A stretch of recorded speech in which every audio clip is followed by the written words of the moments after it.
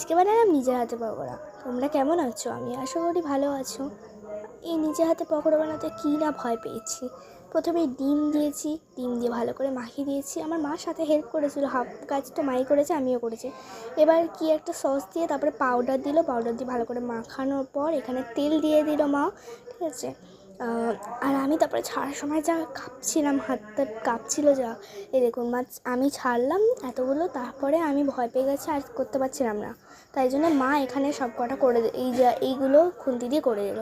তারপরে আমি সুন্দর করে রাখলাম, ঠিক আছে। আমার মা এটা ছেঁকে দিল, তারপরে আমি এর মধ্যে মেয়োনিজ, চিজ সব কিছু করলাম, ঠিক আছে। আর যা টেস্টি হয়েছিল তোমাদেরকে বলে কী করে।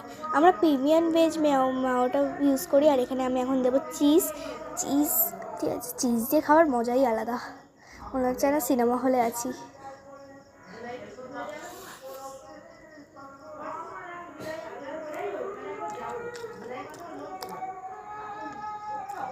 দেখেই জিভে চলে আসছে। টেস্টি।